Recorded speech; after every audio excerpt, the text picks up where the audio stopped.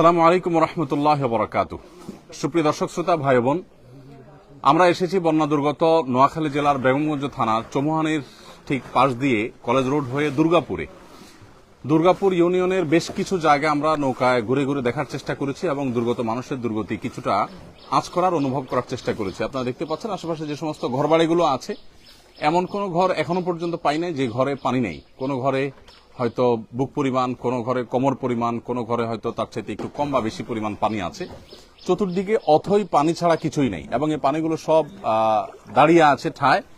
এগুলো নামার কোনো নামগন্ধ নেই, কোনো আলামত নাই, কোনো স্রোত নাই। কতদিন এই পানি থাকবে এবং মানুষের দুর্গতি যে ঠিক কবে নামবে সেটা একমাত্র আল্লাহ তাআলা ভালো জানেন। আমরা আসুন্না ফাউন্ডেশন থেকে আজকে থেকে নতুন একটা জিনিস চালু করেছি, সেটা হলো যে ত্রাণের সাথে সাথে দাওয়া কার্যক্রম আমরা পরিচালনা করছি। যারা মুসলমান তাদেরকে আমরা দিচ্ছি বিপদে মুমিনের করণীয়। কারণ এই সময়টাতে অনেকে ডিপ্রেশনে, অনেকে দুশ্চিন্তায়, হতাশায় আছেন।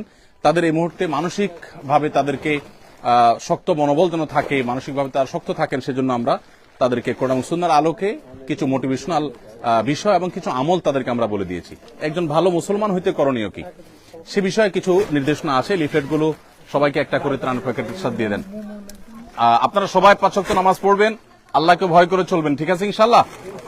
হ্যাঁ, এই বন্যার সময় অনেকে সামান্য একটু লুঙ্গি বাঁচানোর জন্য আপনার কাঁচা মেরে সতর খুলে ফেলেন। খবরদার, সতর খোলা যাবে না, সতর ঢাকবেন।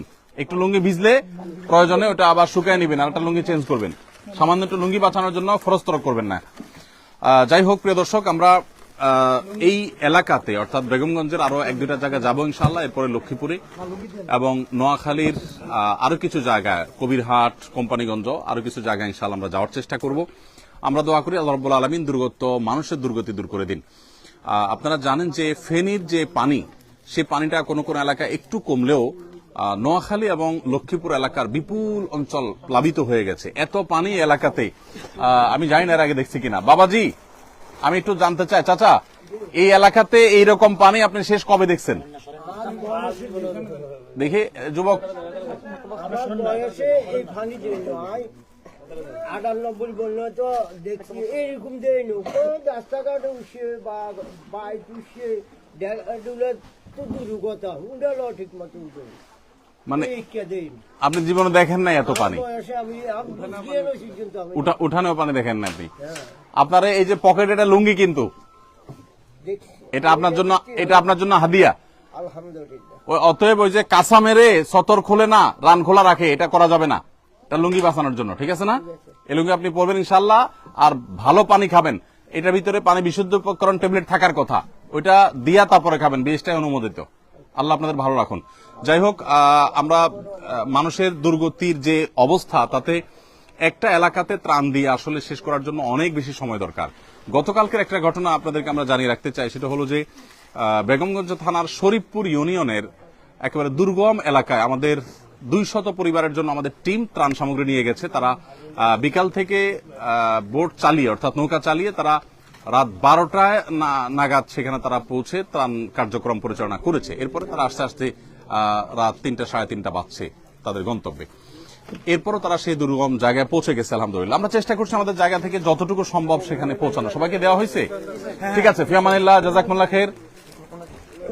এই ছেলে পাইছে? সব তো এক ফ্যামিলির একজন, একাধিক তো নাই? আচ্ছা, ঠিক আছে, আলহামদুলিল্লাহ। আল্লাহ তাআলা আমাদের সবাইকে দুর্গত মানুষদের পাশে দাঁড়াবার তৌফিক দান করুন। আমরা প্রত্যেকে যার যার জায়গা থেকে সবাই চেষ্টা করব। নোয়াখালী, লক্ষ্মীপুরের বিপুল অঞ্চল অথই পানিতে এখন নিমজ্জিত এবং এই এলাকাতে এমন এমন জায়গায় পানি উঠেছে, আমি আমার শৈশবে লক্ষ্মীপুরে যেসব জায়গায় পানি দেখি না, এখন সেসব জায়গায় পানি শুধু দেখছি তা না, এমন এমন পর্যায়ে পানি পৌঁছে গেছে যে আসলে এখান থেকে মানুষ সার্ভাইভ করা অত্যন্ত কঠিন একটি কাজ। আল্লাহ রাব্বুল আলামিন আমাদের বন্যা দুর্গত ভাই বোনদের কষ্ট দূর করে দিন। আমরা সকাল থেকে এখানে প্রবলভাবে মুষলধারে বৃষ্টি হতে দেখেছি। এখনো বৃষ্টির ফোঁটা ইতিমধ্যে পড়তে শুরু করেছে। আমরা রওনা হই ইনশাআল্লাহ বিদিনিল্লাহ। ঠিক আছে, আল্লাহ তাআলা আমাদের সবাইকে নিরাপদে রাখুন, বন্যা দুর্গত মানুষদের দুর্গতি দূর করে দিন। যতদূর চোখ যাচ্ছে পানি ছাড়া কিছু নেই, অথই পানি আর পানি। আল্লাহ তাআলা আমাদের সবার কষ্টকে দূর করে দিন এবং প্রত্যেককে বন্যা দুর্গত মানুষের পাশে দাঁড়াবার